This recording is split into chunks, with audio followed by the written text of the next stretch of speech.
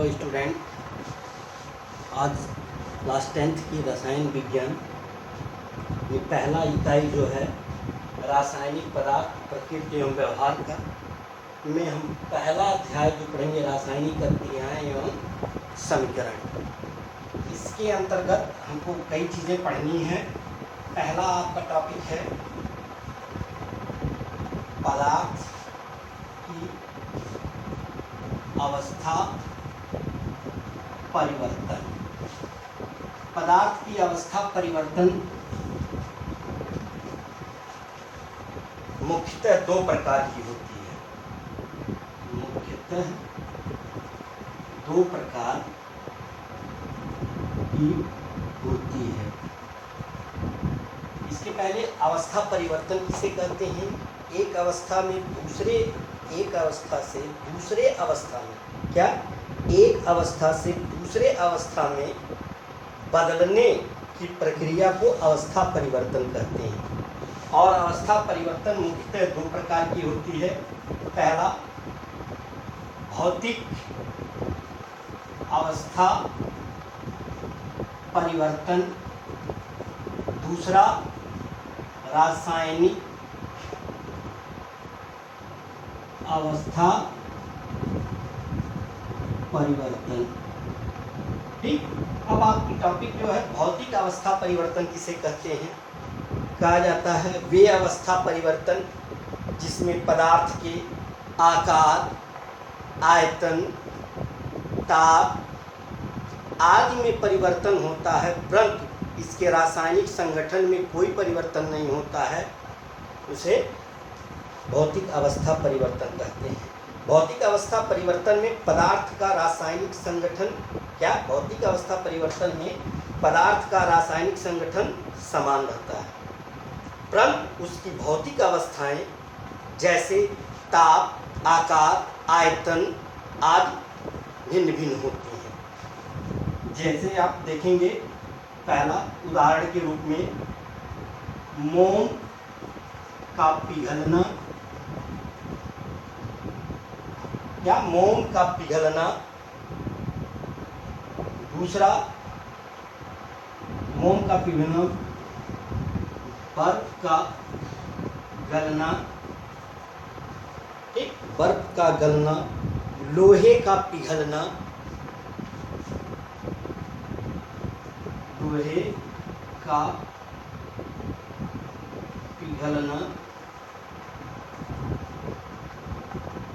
लोहे का पिघलना आज भौतिक अवस्था परिवर्तन। क्या कहेंगे? जब किसी अवस्था परिवर्तन में पदार्थ की आकार, आयतन, ताप आदि में परिवर्तन होता है, उसके रासायनिक संगठन में कोई परिवर्तन नहीं होता है, तो इस प्रकार की अवस्था परिवर्तन को क्या कहेंगे? भौतिक अवस्था परिवर्तन। भौतिक अवस्था परिवर्तन के कुछ प्रक्रम होते हैं। प्रक्रम भौतिक अवस्था प्रक्रम के आप देखेंगे क्या? इसकी दशा, आकृति, आकार बदल जाती है। किसके कारण? जैसे गलन, द्रवण, हिमीकरण, ठीक, आसवन आदि क्रियाओं द्वारा क्या है? भौतिक अवस्था परिवर्तन करती है। ये क्रियाएं क्या कहलाती है? भौतिक अवस्था कहती है। गलन, द्रवण, हिमीकरण, आसवन भौतिक अवस्था परिवर्तन कहलाती है। इसमें पदार्थ के रासायनिक संगठन में कोई परिवर्तन नहीं होता है। ठीक, इसी प्रकार कर सकते हैं। दूसरा यहाँ पे देखिए कि पदार्थ की अवस्था परिवर्तन, एक अवस्था से दूसरे अवस्था में बदलने की प्रक्रिया को अवस्था परिवर्तन कहते हैं। दो प्रकार की होती है, भौतिक अवस्था परिवर्तन, रासायनिक अवस्था परिवर्तन। भौतिक अवस्था परिवर्तन मोम का पिघलना, बर्फ का गलना, लोहे का पिघलना, द्रव का जमना, ऐसे द्रव का जमना आदि क्या है? भौतिक अवस्था परिवर्तन है। भौतिक अवस्था परिवर्तन में पदार्थ के रासायनिक संगठन में कोई परिवर्तन नहीं होता है। इसके लिए कई प्रक्रम होते हैं, जैसे गलन, द्रवण, हिमीकरण, आसवन आदि जो होती हैं भौतिक अवस्थाएं परिवर्तन कहलाती हैं, बहुत से होती हैं। ठीक, अब दूसरा हम टॉपिक चलेंगे, जैसे देखिए रासायनिक अवस्था परिवर्तन। रासायनिक अवस्था परिवर्तन किसे कहते हैं? वह अवस्था परिवर्तन जिसमें पदार्थ के भौतिक अवस्था जैसे आकार, ताप आदि, आयतन आदि में परिवर्तन होने के साथ साथ उसके रासायनिक संगठन में भी परिवर्तन हो जाता है। अर्थात नया उत्पाद जो बनता है उसके रासायनिक संगठन भी भिन्न भिन्न होते हैं, उसके भौतिक गुण और रासायनिक गुण भी भिन्न भिन्न होते हैं। तो ऐसी अवस्था परिवर्तन को रासायनिक अवस्था परिवर्तन कहते हैं। कहा जाता है वह अवस्था परिवर्तन जिसमें पदार्थ के भौतिक गुण जैसे ताप, दाब, आकार, आयतन, आकृति के साथ साथ उसके रासायनिक संगठन में परिवर्तन होता है, उसके रासायनिक संगठन में परिवर्तन होता है। तो इस प्रकार की अवस्था परिवर्तन को रासायनिक अवस्था परिवर्तन कहते हैं। अब यहाँ पे उदाहरण इसके लिए है, जैसे आप देखेंगे कि मोमबत्ती का जलना, दूसरा लोहे में जंग लगना, तीसरा मान लीजिए आप दूध से दही का बनना। ठीक, मोमबत्ती का जलने का मतलब मोमबत्ती जो होती है उसमें मोम भी होता है, वो पिघलता है, लेकिन जो उसमें बत्ती होती है वो जल जाती है, इसलिए मोमबत्ती का जलना। मोम का पिघलना भौतिक अवस्था, इसमें रासायनिक अवस्था, क्योंकि हम पुनः प्राप्त नहीं कर सकते हैं। रासायनिक परिवर्तन में कोई भी पदार्थ मूल अवस्था में नहीं बदलता है, परंतु भौतिक परिवर्तन में क्या होता है, जो पदार्थ बनता है पुनः उसके मूल अवस्था में आ जाता है। अभी बता देंगे, जैसे यहाँ पे भौतिक अवस्था परिवर्तन में देखेंगे आप, जैसे मान लीजिए द्रव लिए, आप इसको ठंडा कर देंगे तब क्या बनेगा, द्रव को ठंडा किए तो बर्फ बन जाएगा। ठीक, और बर्फ को ठंडा गर्म कर देंगे, जैसे द्रव को ठंडा किए तो बर्फ बना, अब बर्फ को गर्म करेंगे तो द्रव बन जाएगा। लेकिन रासायनिक संगठन में और द्रव को गर्म कर देंगे तो ये गैस में बन जाएगा। यानी भौतिक अवस्था परिवर्तन में तीनों परिवर्तन होता है, ठोस, द्रव, गैस, तीनों में उसके आकार, आयतन पर रासायनिक संगठन नहीं बदलता। लेकिन रासायनिक अवस्था में पदार्थ मूल अवस्था के साथ साथ नए अवस्था में परिवर्तित हो जाता है, उसके गुण धर्म भी बदल जाते हैं। जैसे मोमबत्ती का जलना, मोम पिघल जाएगा, बत्ती जल जाएगी, पुनः वो प्राप्त नहीं कर सकते, लेकिन भौतिक अवस्था में पुनः प्राप्त किया जा सकता है। जैसे इसको ठंडा कर दीजिए तो गैस, द्रव को ठंडा कर देंगे तो बर्फ में बन जाएगा। ठीक, तो इस तरीके से आप कर सकते हैं कि इसकी अवस्था परिवर्तन होती है भौतिक में। लेकिन रासायनिक अवस्था परिवर्तन में मोमबत्ती का जलना, लोहे में जंग लगना, दूध से दही बनना, यानी रासायनिक अवस्था परिवर्तन में कोई पदार्थ अपने मूल अवस्था में परिवर्तित नहीं होता है। तो मोमबत्ती का जलना, लोहे में जंग लगना, दूध से दही बनना। ठीक, जैसे दूध से दही अगर बना लेते हैं तो दही से दूध आप नहीं प्राप्त कर सकते, यानी मूल अवस्था में नहीं आएगा। दूध का भौतिक गुण अलग है, दही का भौतिक गुण अलग है। दूध का रासायनिक संगठन अलग होता है तो दही का रासायनिक संगठन अलग हो जाता है। इस प्रकार रासायनिक अवस्था परिवर्तन के कई कारक होते हैं। जंग लगना भी एक ऑक्सीडेशन की क्रिया होती है, दूध से दही बनना किण्वन की क्रिया होती है। तमाम ऐसे अलग पदार्थ बनाने में रासायनिक अवस्था में परिवर्तन किया जाता है। अब इसी के साथ देखिए, अब अगला आपको मिलेगा इसके टॉपिक में उदाहरण के साथ साथ आपने देखा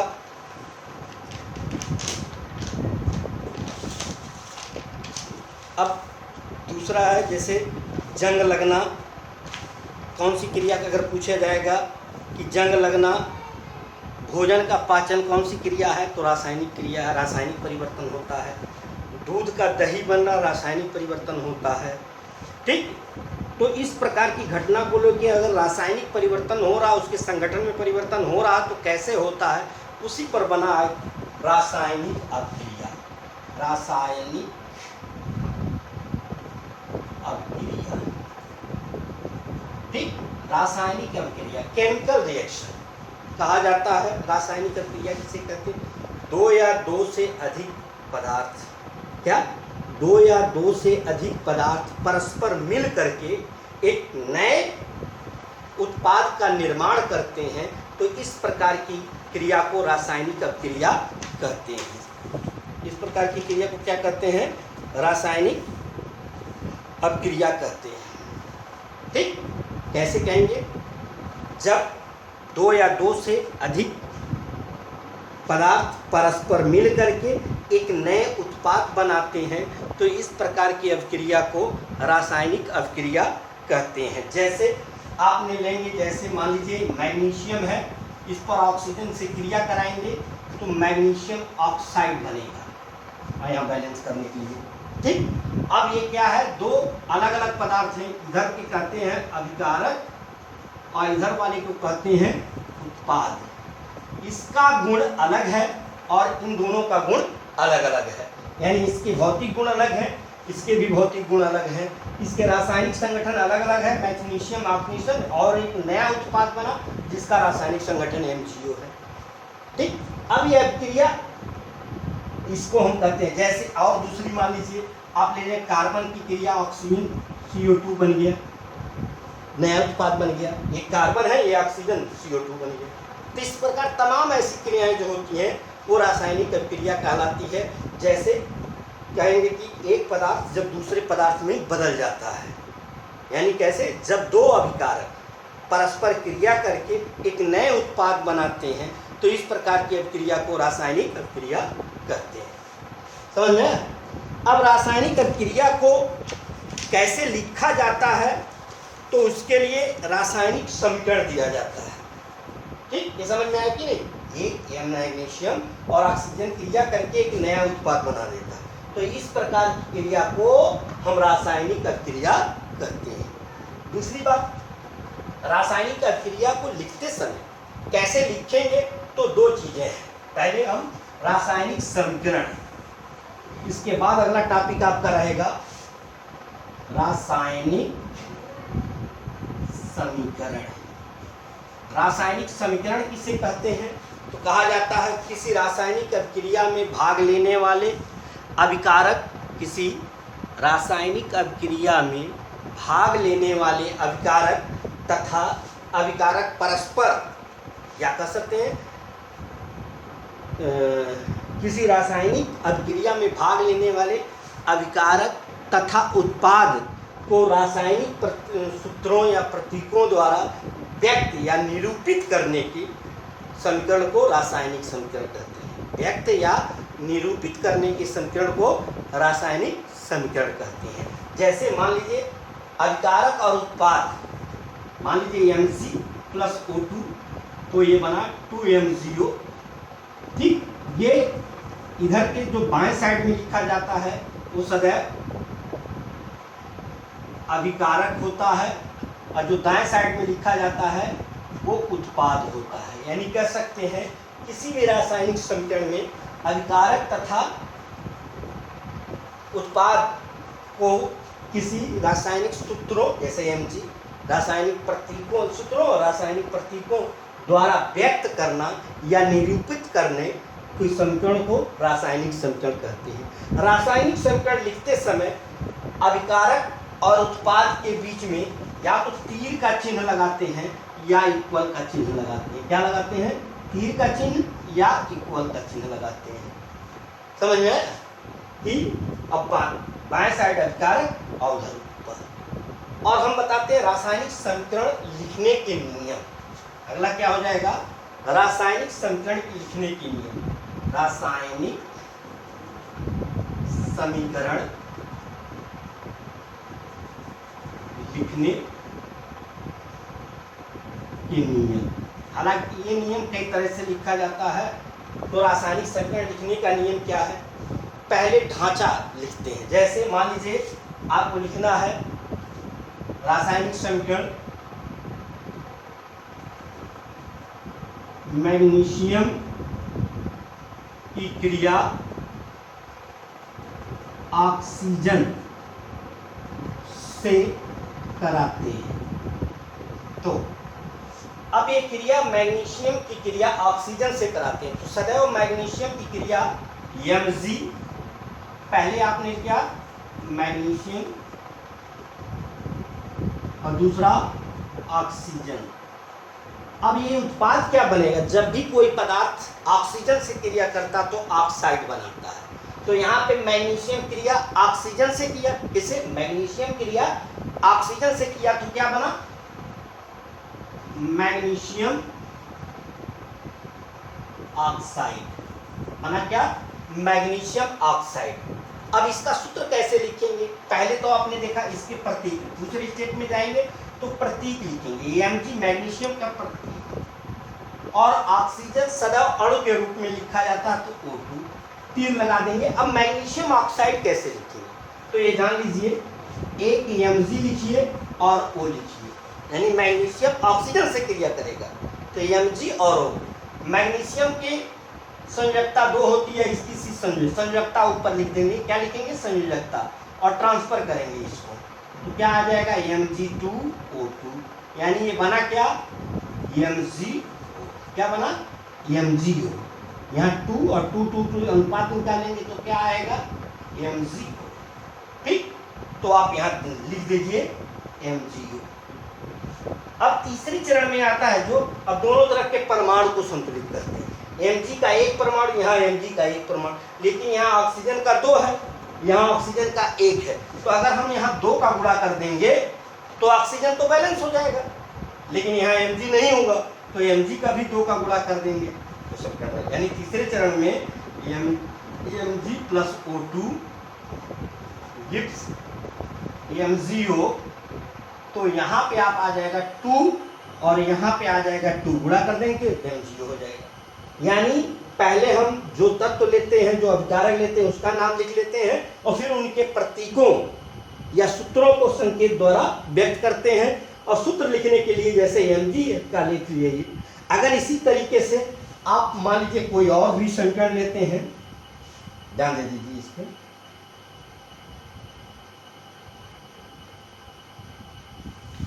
अब जैसे मान लीजिए आपकी क्रिया है, इसी पद में चलेगी कि सोडियम की क्रिया, यानी सोडियम की क्रिया किससे कराते हैं? ऑक्सीजन से। ठीक, ये क्रिया कराए सोडियम की क्रिया ऑक्सीजन से। तो सोडियम को Na पहले लिखेंगे प्लस ऑक्सीजन O2। अब यहां बनेगा क्या? Sodium oxide. जैसे सोडियम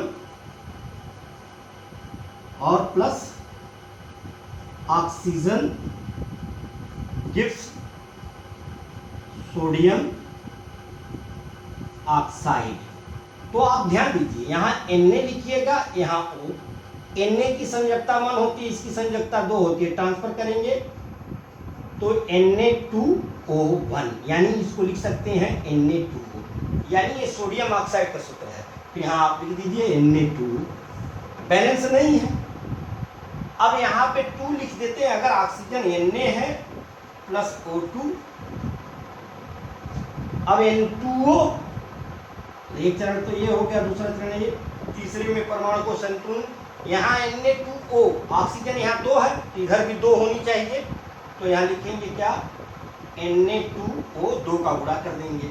अब यहाँ देखिए 2 दूनी 4, क्या हो गया? 2 दूनी 4 सोडियम, तो सोडियम हमें यहाँ 4 लिख देंगे, बैलेंस हो जाएगा सिंपल। ठीक, तो इस तरीके से रासायनिक समीकरण लिखने के नियम है।